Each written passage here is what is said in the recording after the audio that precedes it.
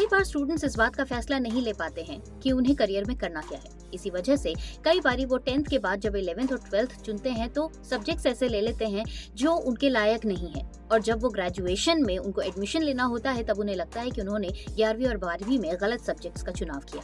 लेकिन कुछ ऐसे भी स्टूडेंट्स होते हैं जो ग्रेजुएशन में कुछ सब्जेक्ट्स लेने के बाद सोचते हैं पोस्ट ग्रेजुएशन के टाइम पर कि उन्होंने ग्रेजुएशन में गलत सब्जेक्ट्स लिए।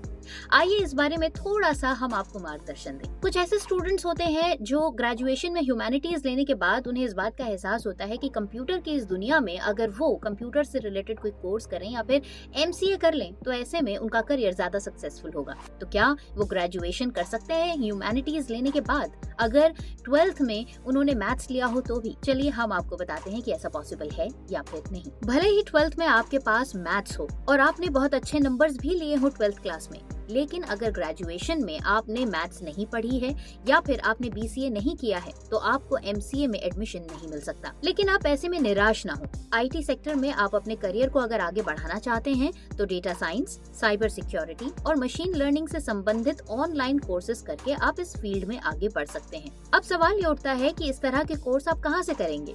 तो चलिए इसका जवाब भी आपको दे देते हैं। देश में कई IIT सहित कुछ ऐसे प्लेटफॉर्म्स भी हैं जहां से आप इंटरनेशनल लेवल के ऑनलाइन कोर्सेज कर सकते हैं और अपने करियर में एक नई दिशा का चुनाव कर सकते हैं। IT एक ऐसा फील्ड है जिसमें किताबें पढ़ने से बात नहीं बनती। आपको अपने सेक्टर के प्रति अपडेटेड भी होना जरूरी है और इसके लिए आपको लेटेस्ट इंफॉर्मेशन, कोर्सेज और साथ ही साथ सॉफ्टवेयर और उससे जुड़ी हुई दूसरी जानकारियों को लेकर भी अपडेटेड रहना बहुत जरूरी है। और एक बार IT सेक्टर में आने के बाद आप ऑनलाइन ही अपने लिए नए रोजगार की तलाश कर सकते हैं।